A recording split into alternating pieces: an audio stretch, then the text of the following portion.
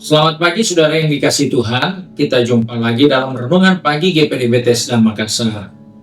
Pagi ini saya akan baca dari buku Amsal Soleman pasal 14 ayat 11 yang berkata sebagai berikut.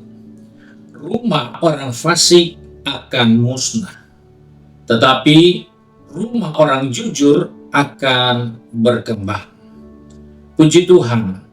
Firman Tuhan ingatkan kepada saya melalui Salomo yang mengingatkan supaya orang-orang percaya, kita sebagai anak-anak Tuhan, kita harus tahu Allah mau memberkati kita, mau mengembangkan kehidupan kita, mau membuat kita sejahtera.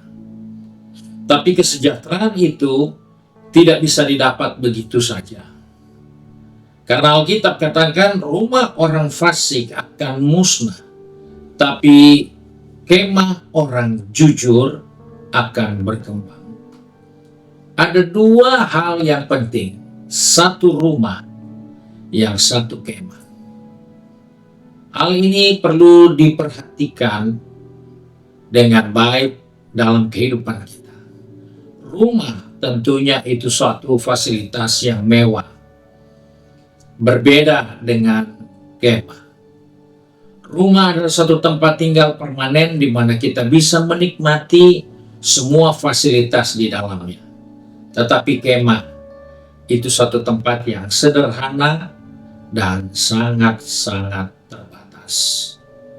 Namun posisi itu akan terancam kalau rumah yang baik itu didiami oleh orang-orang fasik.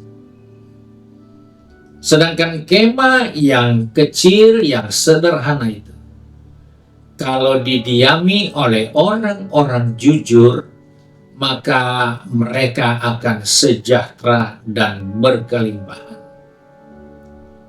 Ini menjadi perhatian Salomo untuk mengingatkan saya dan saudara bahwa orang fasik adalah orang-orang yang tidak takut akan hukum Tuhan. Itu bisa dilihat di dalam Amsal 14 ayat 32. Orang-orang fasik, orang-orang yang tidak takut Tuhan, orang-orang yang kerjanya hanya berbuat kejahatan.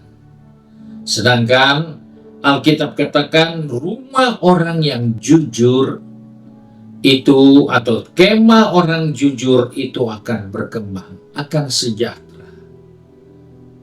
Ternyata Salomo memberikan dua pilihan, hancur atau sejahtera. Dan pilihan ini tidak ada lain, kita membutuhkan kesejahteraan.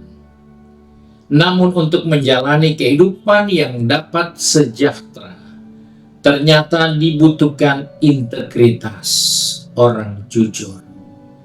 Dan hari-hari seperti ini, kita menemukan integritas itu sangat rapuh, sangat sulit. Karena ada banyak orang di sekitar kita, bahkan setiap hari, di media sosial, media elektronik kita menemukan orang-orang yang berurusan dengan hukum karena integritas. Baik dari pejabat, maupun dari legislatif, yudikatif, semua bermasalah soal integritas. Dan itu kasat mata kita lihat. Dan di sini Alkitab mengingatkan, hancur atau sejahtera. Itu pilihan yang ada di depan kita. Dan oleh sebab itu sebagai orang percaya, kita diingatkan bahwa integritas itu sangat penting bagi kehidupan orang-orang yang mengiring Tuhan.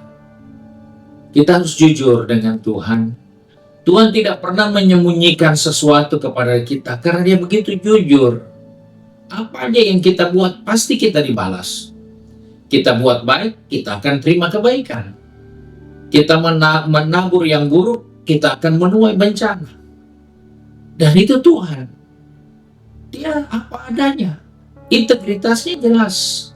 Nah, dalam kehidupan ini ada banyak orang lupa bahwa kehidupan jujur itu ada masa depannya. Kehidupan yang memiliki integritas yang jelas akan ada hari depan yang penuh harapan buat mereka. Dalam kehidupan ini ada banyak hal yang kita bisa kerjakan. Tapi kerjakanlah itu kalau memang itu tanggung jawabmu, dan itu bebanmu, itu tugasmu. Jangan kita kerjakan yang bukan tugas kita, yang bukan beban kita, bukan tanggung jawab kita. Ada banyak orang mengambil yang Tuhan punya untuk dia yang ngatur, padahal bukan Tuhan yang ngatur. Ada banyak orang yang sebenarnya itu milik Tuhan, yang harus diserahkan. Bukan dia yang ngatur, tapi dia yang mengatur. Itu masalah integritas. Tuhan mengatur kita semua dengan jelas. Karena itu kita diingatkan, kita yang jujur, kita akan punya hari depan. Ada kesejahteraan. Tapi kalau kita tidak jujur, maka kita dihisapkan sebagai orang fasik. Dan itulah kecelakaannya. Itulah bencananya, itulah kehancurannya. Dan Alkitab sudah katakan, pentingnya integritas. Hidup jujur itu akan menghasilkan. Menurut dunia, kalau jujur kita akan makan hati. Kalau jujur kita akan bangkrut. Kalau jujur kita akan rasa rugi. Ya, itu menurut dunia. Tetapi menurut firman Allah, justru hari depan dan kesejahteraan ada bagi orang-orang jujur. Walaupun rumahnya cuma kemah. Dia bukan rumah tinggal yang baik. Tapi ketika dia jujur, maka dia punya hak untuk sejahtera. Dia punya wewenang untuk menikmati kesejahteraan. Tapi orang yang fasik, orang itu akan hancur. Waktu akan membuktikan firman Tuhan itu benar. Oleh sebab itu kita diingatkan, sebagai orang percaya, kita tahu bahwa tahun depan ada banyak masalah, ada banyak kesukaran. Pilih, mau sejahtera atau mau hancur. Kita saja yang pilih. Tuhan tidak pernah memaksa. Tuhan hanya ingatkan kepada saya dan saudara menjalani hari-hari yang ada. Tuhan sudah ingatkan, rumahmu orang sejahtera bisa hancur karena kau tidak punya integritas. Rumah yang sederhana dalam hal ini pondok atau gubuk. Tapi kalau dia punya integritas, dia punya harapan untuk sejahtera. Hal ini penting karena banyak kali kita lupa. Di dalam Alkitab dengan jelas bagaimana dua orang membangun rumah. Satu Salomo yang membangun rumah Tuhan dengan megah, dengan mewah. Tapi akhir hidup Salomo, dia dipengaruhi oleh perempuan, istri-istri yang tidak takut Tuhan. Daud, dalam pengusahaannya dia untuk mau buat rumah Tuhan, tetapi dia hanya bisa buat pondok. Tapi di pondok itulah dia menikmati hadirat Tuhan.